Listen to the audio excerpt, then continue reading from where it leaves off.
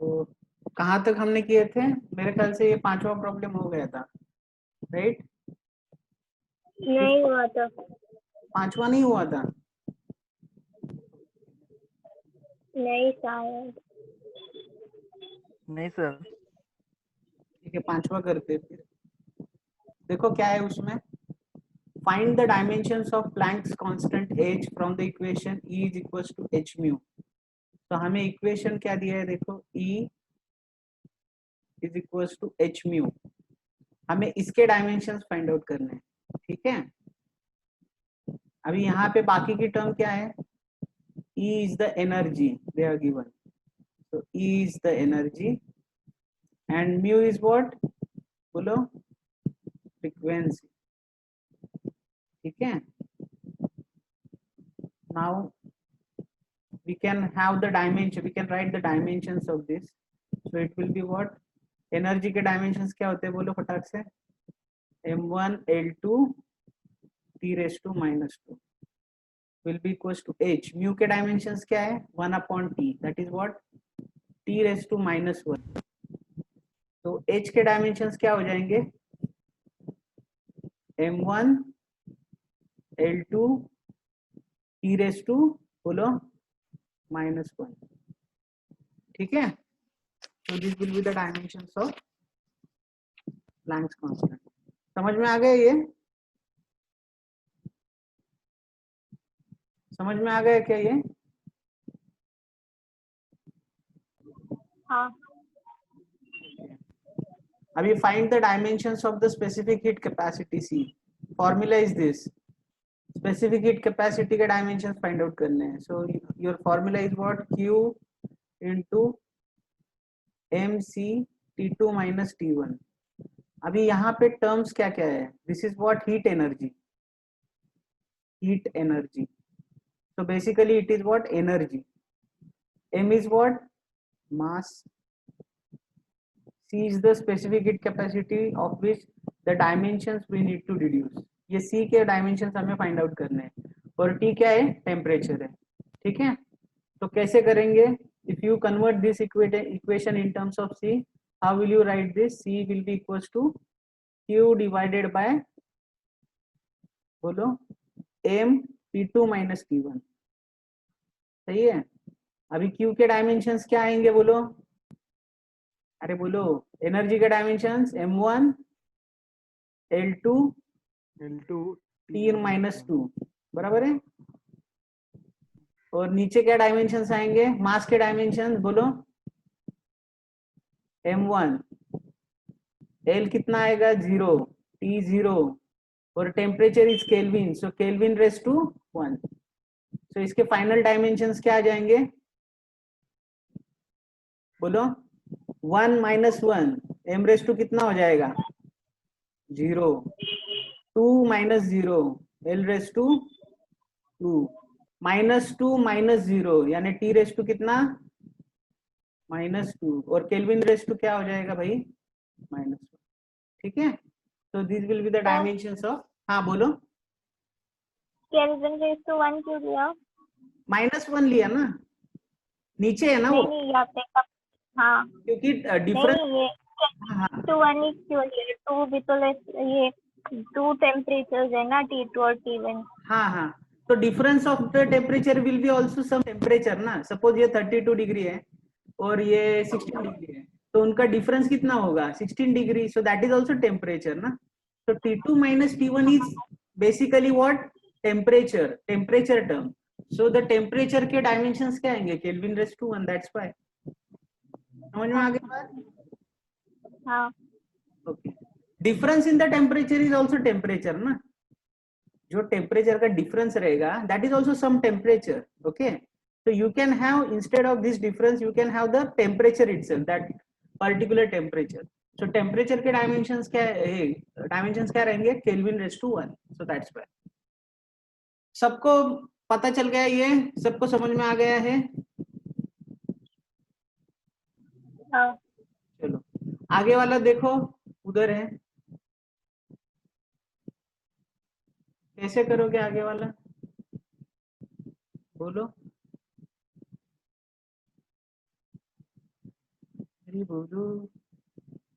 देखो ये क्या है, ये क्या है, दिया नहीं है क्या? देखो this is length, okay, so this is the final length at a temperature of T1. This is the length of the material when the temperature of the material is T1. L0 is the length of the material when the temperature is T0. Okay, so basically it is what coefficient of linear expansion है alpha. यानी एक अगर wire है, suppose ये wire है, ठीक है, ये वायर का लेंथ रहता है L0 when the temperature is T0. इस वायर को मैंने क्या किया, हीट किया. जब मैं इसको हीट करूंगा, suppose this wire undergoes the expansion, okay, ये एक्सपांशन हो जाएगा इसका, and this length after expansion I am going to get the length as L1. तो ये जो लेंथ है it is given as L1 is equal to L0, okay, inside the bracket 1 plus alpha T1, you can say T1 minus T0. तुमको समझ में आ गया कि ये फाइनल लेंथ है after expansion. So that will be the length of the wire at a temperature of T1. L0 क्या है? The length of the wire when the temperature is T0. Alpha क्या होगा? Coefficient of linear expansion. यानी अगर ये ज्यादा होगा तो expansion of the wire ज्यादा होगा, L1 का वैल्यू ज्यादा आ जाएगा. अगर ये कम होगा तो expansion कम होगा, तो coefficient of ये L2 का L1 का वैल्यू कम आ जाएगा. ठीक है? So we need to find out the dimensions of this. Now here the terms are what? This is length, this is length, this is temperature. Okay, that's it. So we will solve this equation. So L1 is equals to L0 से मैं multiply करूंगा inside. So it will be what? बोलो, L0 plus alpha L0 T1 minus T0. ठीक है? So this will become what? Alpha का चाहिए ना हमें dimension. So you have to convert this equation in terms of alpha. इसको इधर भेजो तो ये क्या हो जाएगा, बोलो, L1 minus L0 will be equals to alpha L0 T1 minus T0. यहाँ तक समझ में आ गया एवरीबॉडी? सबको समझ में आया है यहाँ तक? बोलो, आज बोल नहीं रहे, आज मौन व्रत धारण करके आए हो क्या? तो alpha is equal to L1 minus L0 divided by L0 T1 minus बोलो T0. तो L1 माइनस L0 क्या होगा? लेंथ ही तो होगा, जैसे हमने ऊपर किया, ये भी क्या होगा? लेंथ होगा. तो इसके डायमेंशंस क्या आएंगे बोलो? L1. ठीक है, नीचे डायमेंशंस क्या आएंगे बोलो? L1 Kelvin/1. तो आपके अल्फा के डायमेंशंस क्या आ जाएंगे? 1 minus 1 is 0. So your final dimensions are what? M0 L0 T0 Kelvin/-1. So Kelvin/-1 are the dimensions of alpha. आपको समझ में आया ये? अरे आपको समझ में आया है? PV is equals to nRT. ये कौन सा इक्वेशन है? इस इक्वेशन को क्या बोलते हैं? फटाक से बोलो. PV is equals to nRT, where P is what? Pressure, V is volume, R is what? Gas constant, and T is the absolute temperature in Kelvin. N is number of moles. तो इस equation को, ये किसका equation है बोलो? अरे आपने पढ़ा होगा ना अभी तो. PV is equals to nRT आपको कभी भी नहीं आया? आपने सुना नहीं है ये? सच में बोलो. नहीं सर. नहीं. बोलो यार, सुना नहीं सुना? हाँ ना? नहीं सुना सर. क्या बात कर रहे हैं यार. ये लिख के लिया क्या आपने? इसमें कुछ डाउट है क्या किसी को?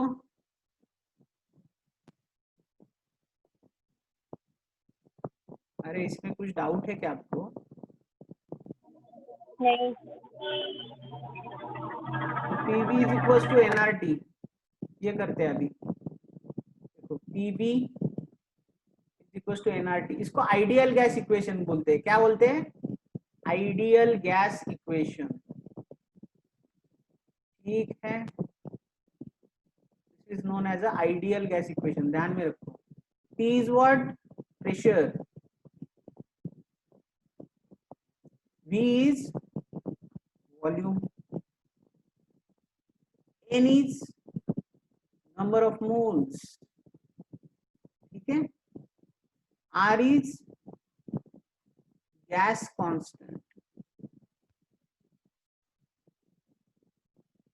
और T क्या है, absolute temperature in Kelvin or you can say absolute temperature. तो यहाँ पे देखो हमें basically we have to find out the dimensions of R. Okay, so if we able to find out the dimensions of P, V, N and T, we can find out the dimensions of R. So first we will convert this equation in terms of R. R will be equals to PV by NT. P बोले तो pressure, pressure is what? Force by area. Okay, volume is equals to what? L cube होगा ये. Volume is volume. Volume को वैसे ही रहने दो अभी. Force by area. Okay. So ये क्या हो जाएगा? N into area into temperature. ठीक है. तो फोर्स के डायमेंशंस आपको पता ही है. फोर्स के डायमेंशंस क्या आते हैं? बोलो. M1 L1 T⁻⁻². ठीक है, ये हो गए फोर्स के डायमेंशंस. वॉल्यूम के डायमेंशंस क्या रहेंगे? L cube. ओके. एरिया के डायमेंशंस क्या रहते हैं? L⁻². वॉल्यूम के क्या रहते हैं? L cube. यानी अगर एक रूम है उसका मुझे वॉल्यूम निकालना है तो मैं क्या करता हूँ? Length into breadth into height, LBH. सो LBH करूंगा तो L⁻³ हो जाएगा. अगर मुझे एरिया चाहिए तो मैं खाली लेंथ इंटू ब्रेड्थ करूंगा. ठीक है. ये n बोले तो नंबर ऑफ मोल्स. सही बात है. तो यहाँ पे मैं क्या लिखूंगा? खाली मोल. ओके. एरिया बोले तो अब भी बताया L2 और टेम्परेचर बोले तो Kelvin⁻⁻1. तो ये अगर मैं सॉल्व करूंगा तो मुझे क्या मिलेगा? मुझे M1.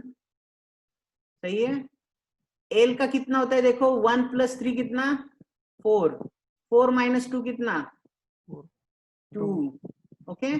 4 - 2 is 2. T⁻⁻², Kelvin⁻⁻1 और mole⁻⁻1. ये हो गए आपके डायमेंशंस पूरे.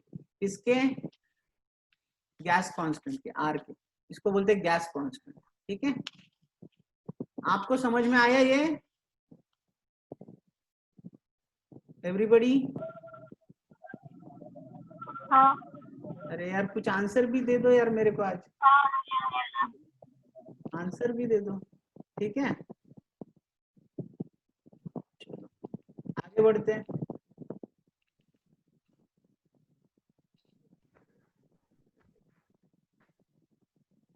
हाँ देखो. Taking the force, length and time to be the fundamental physical quantities, find the dimensions of density. देखो हम जब dimensions express करते हैं, so which dimensions we are going to use as the fundamental physical quantity? Normally MLT. सही है ना. अभी तक हमने क्या देखा? MLT. इन्होंने क्या बोला है? now you choose the force, length and time to be the fundamental quantities. यानी मास की जगह पे हमें क्या लिखना पड़ेगा? फोर्स. L की जगह पे L ही है, लेंथ की जगह पे लेंथ ही है और टाइम की जगह पे टाइम ही है.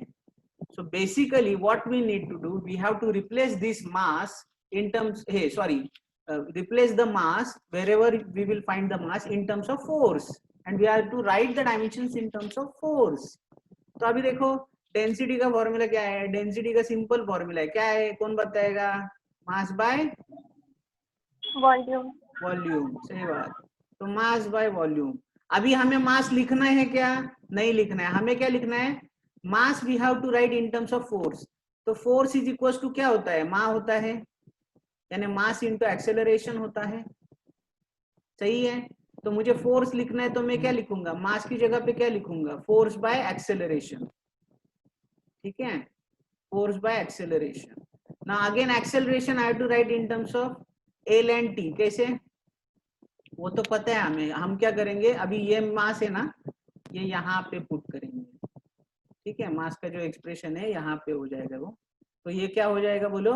Force divided by acceleration into volume. ठीक है, अभी डायमेंशंस पुट करेंगे अपन। फोर्स के डायमेंशंस अभी क्या रहेंगे, एफ ही रहेगा, क्योंकि force is the fundamental physical quantity for this type of the question. So we will write what, F raise to 1 only. सही बात है। नीचे आएंगे acceleration, acceleration we can write what, L1 t raise to -2, और volume क्या है, L cube है।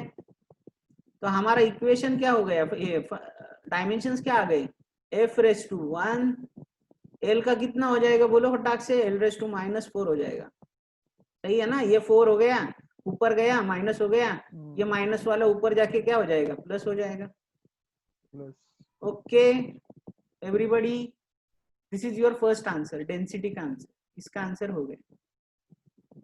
ठीक है, आपको समझ में आ गया कैसे किया मैंने। नॉर्मल फॉर्मूला अपना क्या रहता है, मास बाय वॉल्यूम। अभी मास नहीं लिख सकते because mass we have to write in terms of force. अभी मास और फोर्स के बीच में रिलेशन होता है, force is equal to mass. उसके जरिए हमने मास का वैल्यू निकाला, force by acceleration. Then we have put the dimensions and we have got the dimensions in terms of F, L and T. Clear? अरे clear. Yes, sir. Okay, pressure का बोलो, pressure का ऐसे, Force upon force upon क्या आएगा वो, area. Area. तो फटाक से बोलो डायमेंशन, सॉल्व करने का जरूरत नहीं है। तो फोर्स बाय एरिया के डायमेंशंस क्या है, F raise to 1 divided by F raise to 1 L raise to -2। समझ में आ गई बात, E is equal to force by area ना। अभी फोर्स तो फंडामेंटल फिजिकल क्वांटिटी है, so you have to write what, F raise to 1 L raise to -2, that's it. ठीक है, E raise to 0। Clear? Yes, sir. Momentum, sir momentum का formula बोलो, momentum. Mass into velocity. सही बात, mass into velocity. Now can I write the dimension in terms of mass? No, again I have to convert that in terms of force. कैसे, force by बोलो acceleration ना। अभी देखा हमने, पहला जब सॉल्व किया डेंसिटी वाला तब देखा ना, मास को कैसे लिखने का, force by acceleration into velocity. ठीक है, तो ये क्या हो जाएगा बोलो, एफ, इसके डायमेंशन एफ ही रहेंगे। एक्सेलरेशन के डायमेंशंस आपको पता है, L1 t रेज टू -2, और वेलोसिटी के क्या रहते हैं भाई, L1 t रेज टू -1। सही बात। तो इसको सॉल्व करेंगे तो आपको क्या मिलेंगे, आपको डायमेंशंस मिलेंगे, f रेज टू 1, L का कितना हो जाएगा 0, -1 -2 कितना बोलो, +1। सही है मेरी। Yes, sir. एनर्जी का डायमेंशंस निकालो। क्या सिंपल क्वेश्चन तो है ना, कुछ डिफिकल्ट है क्या इसमें, डिफिकल्ट नहीं है ना। नहीं sir. हाँ सिंपल ही तो है। चलो हो गए, एनर्जी का आप निकल पाओगे Yes, sir. कैसे, क्या करोगे बोलो, अभी स्टेप्स बोलो। एनर्जी का फॉर्मूला क्या है बोलो, वर्क। हाँ, Force energy into is distance. Equivalent to work, you can say. ठीक है, और वर्क का क्या है, force into, Force into distance. F into S. सही बात, फोर्स इनटू डिस्प्लेसमेंट। तो ये क्या हो जाएंगे डायमेंशंस बोलो फटाक से, F raise to 1, L raise to 1, T raise to 0। Clear? ये आपका आंसर हो गया। ठीक है, सिंपल सिंपल क्वेश्चन है। अभी आगे वाला क्वेश्चन पढ़ो। Suppose the acceleration due to gravity at the place is 10 metre per second square. किसका वैल्यू दिया है हमको, एक्सेलरेशन का वैल्यू दिया है, acceleration due to gravity. Okay, that they have given as, generally it is 9.8, आपको पता ही है, सो उन्होंने 10 दिया है। Then they have asked you to find the value in centimetre per minute square. तो आपको क्या करना है, ये एसआई में दिया है, आपको सीजीएस में वैल्यू फाइंड आउट करनी है। समझ में आ गया क्या, यूनिट कन्वर्जन है यहाँ पे। तो यहाँ पे एसआई में वैल्यू क्या दिया है बोलो, 10 मीटर पर सेकेंड स्क्वायर। आपको किस में चाहिए बोलो, सीजीएस में। इसके लिए आपको क्या करना पड़ेगा, ये मीटर को क्या करना पड़ेगा, सेंटीमीटर में कन्वर्ट करना पड़ेगा, और ये सेकेंड को क्या करना पड़ेगा, ये सीजीएस नहीं है, इधर क्या मिनट दिया है, अलग ही दिया है उन्होंने, सीजीएस भी नहीं है, ठीक है। तो ये क्या है, सेंटीमीटर को मिनट में कन्वर्ट करना पड़ेगा। तो आपको कन्वर्जन का फैक्टर पता होना चाहिए। आपको पता है 1 मीटर यानी कितने सेंटीमीटर, बोलो फटाक से, how many centimetre is equal to 1 metre? 100. 100, सही बात। तो 100 सेंटीमीटर, ठीक है। अभी आपको इसके बीच में रिलेशन बोलो, 1 minute is equal to how many second? 60. 60। तो 1 सेकेंड का वैल्यू मिनट में क्या आएगा, 1/60 1 मिनट, upon 60. 1/60. ठीक है। तो यहाँ पे अपन खाली पुट करेंगे 1 मिनट, 1 मीटर और 1 सेकेंड का वैल्यू। तो ये क्या हो जाएगा बोलो, 10 इंटू 100 सेंटीमीटर, सही बात, डिवाइडेड बाय सेकेंड स्क्वायर है। सेकेंड स्क्वायर कैसे लिखेंगे, 1/60 का स्क्वायर, सो 1/60 का होल स्क्वायर, मिनट स्क्वायर, ठीक है। तो आपका ये पूरा वैल्यू आपको फाइंड आउट करना पड़ेगा। ये ऊपर हो जाएगा 1000, ओके, और इसका क्या हो जाएगा भाई, 1/3600, तो 0. 3600 ऊपर चला जाएगा ना ये। तो ये आंसर आ जाएगा 36 इंटू कितना हो गया रे, 1 2 3 4 5, गणपतीचा जय जयकार, 10⁵ ओके। ये क्या हो गया, सेंटीमीटर पर मिनट स्क्वायर। ये आ गया आपका आंसर। आपको समझ में आ गया मैंने कैसे किया ये देखो 100 इंटू, सॉरी नहीं समझा। अरे बाप, कसम नहीं समझा। देखो हमको क्या दिया है, 10 मीटर पर सेकेंड का स्क्वायर दिया है, और हमें इस मीटर को सेंटीमीटर में कन्वर्ट करना है। तो ये कैसा है, 10 इंटू 1 मीटर, ऐसा है ना ये, और डिवाइडेड हाँ 1 सेकेंड का स्क्वायर, ऐसा है। समझ में आ गई बात। अभी 1 मीटर बोले तो इतना 100 सेंटीमीटर, तो मैंने क्या लिखा, देखो इधर 10 इंटू 100 सेंटीमीटर, सही है, इधर तक समझ में आ गया। वही नहीं समझा, 10 into 100 क्यों लिखा। मेरे को भी पता चल गया, ऐसा आपको शो करना चाहिए था, ठीक है ना। अभी समझ में आ गया, अभी कुछ दिक्कत वाली बात? हाँ हाँ। किसी को कुछ प्रॉब्लम और बोलो, प्रॉब्लम है तो, नहीं है, बोल नहीं रहे यानी नहीं है प्रॉब्लम, सही है ना। तो हटा देता हूँ। आगे वाला पढ़ो, आगे वाला पढ़ो और सॉल्व कर दो। अभी आपको रुकना नहीं है, रुकना मना है। आपको अच्छे मार्क लाने हैं ना, लाने हैं कि नहीं। Average speed of the snail is 0.020 miles per our.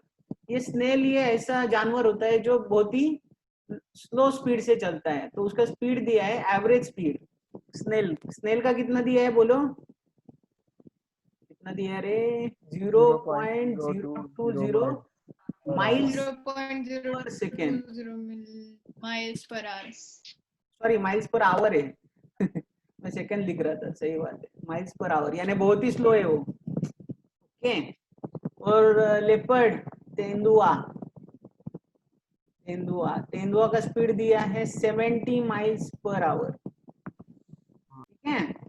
और आपको क्या पूछा है, convert the speeds in SI unit. तो स्पीड आपको किस में चाहिए, metre per second. Metre per second is the SI unit of the speed, ठीक है। इसके लिए आपको क्या पता होना चाहिए, आपको ये पता होना चाहिए कि 1 माइल में कितने मीटर होते हैं। 1 mile is equal to how many metres. 1 mile बोले तो 1.609 किलोमीटर होता है, ओके। तो इन मीटर्स कितना होता है, 1609 मीटर, कितना, 1609 मीटर। देखो 1 माइल बोले तो 1.609 किलोमीटर होता है।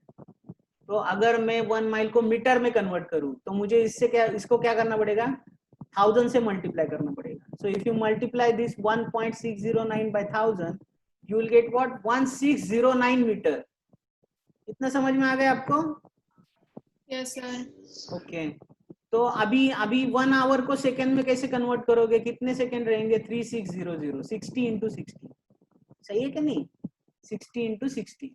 तो अभी इसका यूज करके अपन ये सॉल्व कर सकते हैं। स्नेल का ले लो पहला, for snail we have what 0.020 miles, miles की जगह पे मैं क्या लिखूंगा बोलो, 1609, और डिवाइडेड बाय क्या बोले हैं, आवर है, 1 आवर बोले तो 3600, बस खत्म बात। इसको कैलकुलेट करो, बहुत ही सिंपल कैलकुलेशन तो नहीं है, तो करना पड़ेगा, लेकिन क्या करें अभी। ओके, तो ये कट हो गया, क्या बच गया, अरे बाबा रे बाबा, एक मिनट इसको कैसे करेंगे,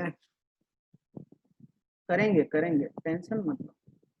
2 into 1609 divided by 36 into 10⁻³ कैसे किया, समझ में आ गया क्या। ये देखो ये 0.02 है, तो मैंने क्या किया, 2 into 10⁻²। अगर मैं लिखूंगा -2 नीचे जाएगा तो +2 बन जाएगा, और ये 0 के साथ कंबाइन होकर 3 हो गया, और ये 36 सेपरेट लिख दिया।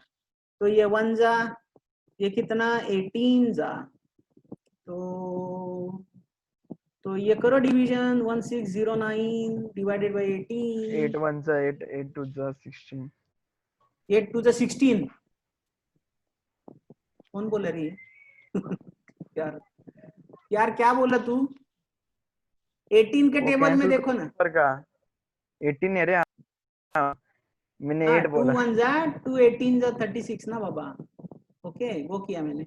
अभी 1609 डिवाइडेड बाय 18 बोलो ना फटाक से, क्या यार तुम कैलकुलेशन करने वाले आदमी, 10th स्टैंडर्ड में टॉपर है तुम, आज तुम्हारा रिजल्ट भी है।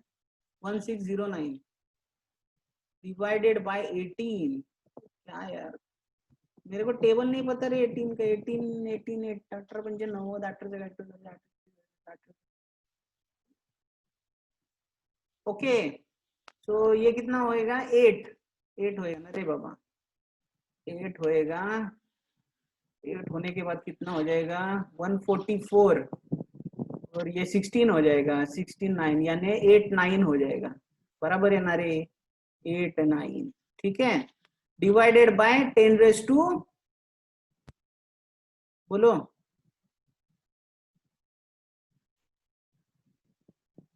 बराबर ना, हाँ बराबर है। तो 8 9 डिवाइडेड बाय 10⁻³ तो ये कितना हो जाएगा 89 इंटू 10⁻³ और यू कैन से 8.9 इंटू 10⁻², मीटर पर सेकेंड। ये आपका आंसर हो गया। आपको समझ में आ गया ये कैसे किया कैलकुलेशन, अरे आपको समझ में आया है, हे आया है कि नहीं आया है, अरे बोलो आया आया, ओके। क्या यार अभी तुम फास्ट होने मांगते हैं, फटाफट कैलकुलेशन करने मांगते हैं, ठीक है। अभी तुमको सब टेबल पता है ना, अप टू 30 पूरा, पूछू क्या मैं किसी को, 29 8 क्या होता है रे, 29 8 सर 12 तक मुश्किल से आता है। अरे यार ये तो दिक्कत वाली बात हो गई। आपको करना चाहिए ये, प्रैक्टिस मेक्स मैन परफेक्ट, ठीक है, प्रैक्टिस करो फिर। हाँ, कहाँ तक आए थे हम, कहाँ तक आए थे रे, हाँ ये हो गया अपना, राइट, अभी लेपर्ड का हाँ लेपर्ड का हो गया। अभी 10th वाला देखो, सर लेपर्ड का बच गया। हाँ अरे लेपर्ड का बच गया, सॉरी हमने इसका निकाला खाली स्नेल्स का, लेपर्ड का हाँ 70 करो ना यार, अभी आप कर सकते हैं ना यार।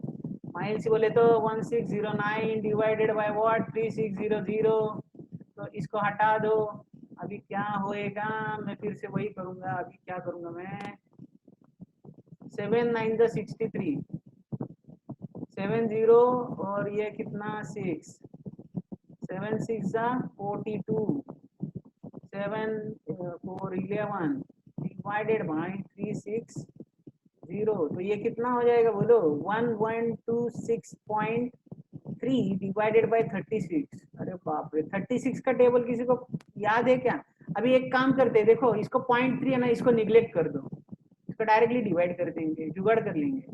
5, ओके, और ये कितना 6 और 3 बराबर है ना, सही है क्या? देखो कैलकुलेशन बराबर है क्या? अभी कर सकते हैं अपन। 18 3 54, ओके, 2 3 यानी कितना 1.18 यानी 5 बचा 0, 2 यानी 36, 36 यानी 14 0, तो ये कितना 7, ओके एवरीबॉडी, ओके। अरे बराबर है, कैलकुलेशन बराबर है कि नहीं?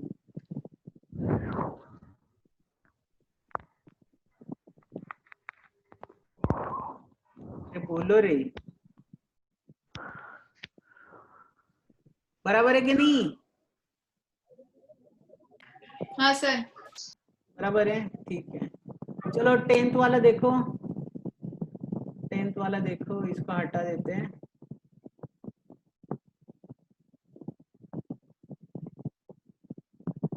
10th वाला देखो, the height of the mercury column in a barometer in a Calcutta laboratory was recorded to be 75 centimeter.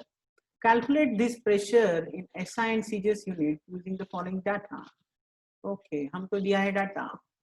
Specific gravity of mercury दी, कितना दिया है तुमको? स्पेसिफिक ग्रेविटी ऑफ ग्रेविटी का फॉर्मूला पता है क्या होता है वो? Anybody? What do you mean by specific gravity? उसको और एक नाम नो है, sir. Sorry no sir. Okay, specific gravity का और एक नाम है, ध्यान से सुनो, रिलेटिव डेंसिटी। क्या बोलते हैं उसको? Relative density, okay. अभी ये रिलेटिव डेंसिटी ये रेशो रहता है किसका? Density of a substance, the density of water, ठीक है? Density of a given substance, कोई भी सब्सटेंस हो सकता है, divided by density of a water. Clear? Gravity बोले तो क्या बोलते हैं? Relative density. रिलेटिव डेंसिटी का फॉर्मूला क्या है? Density of the substance, given substance, to that of the density of the water. अभी यहाँ पे से भाई मर्क्यूरी, तो आपको क्या दिया है उन्होंने? स्पेसिफिक ग्रेविटी ऑफ मर्क्यूरी दिया है 13.6। So 13.6 is equal to density of mercury divided by क्या लिखूंगा मैं? Density of water. Density of water दिया है क्या इधर? हाँ दिया है। कितना दिया है? 1000 kg पर मीटर क्यूब। तो डेंसिटी ऑफ मर्क्यूरी कितना आएगा बोलो? अरे बोलो। 13.6 इंटू 10⁻³ सही है क्या नहीं? kg पर मीटर क्यूब। क्लियर है? यहाँ तक आपको पता चल गया क्या है ये? स्पेसिफिक ग्रेविटी से हमने क्या निकाला? Density of mercury. अरे समझ में आया आपको? हाँ। तो स्पेसिफिक ग्रेविटी से हमने डेंसिटी ऑफ मर्क्यूरी निकाला। अभी हमें क्या निकालना है? प्रेशर। प्रेशर का फॉर्मूला क्या है? Rho g h, okay. तो pressure is given as what? Rho g h, where rho is the density,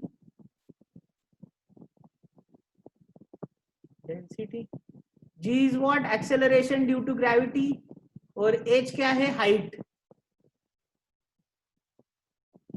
तो कैसे निकालोगे अभी प्रेशर का वैल्यू? बोलो बोलो बोलो रे। आप अगर बोलोगे नहीं तो मुझे पता कैसे चलेगा आपको समझ में भी आ रहा है या नहीं?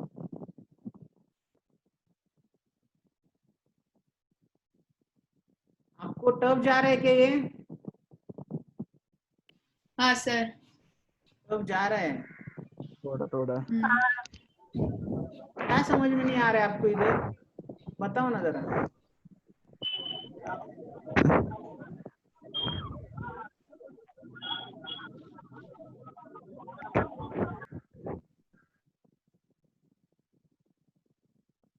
यहाँ तक अच्छे से आए थे प्रॉब्लम, राइट?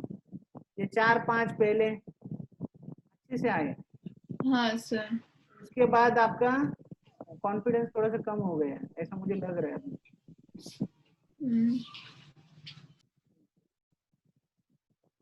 ठीक है, आज के लिए अपन ये यही लेते हैं, आज खत्म करते हैं। अपन क्या करेंगे, अपन फिर से आएंगे वो प्रॉब्लम्स पे। ठीक है, ये तो मैं आपको बता रहा था कि आपको कैसा, यानी आपको ये HC वर्मा कैसे है अपन बाद में सॉल्व करना चाहिए था, लेकिन मैंने पहले ही कर दिया। मुझे लगा आप बहुत ही होशियार बच्चा है, कर लेंगे।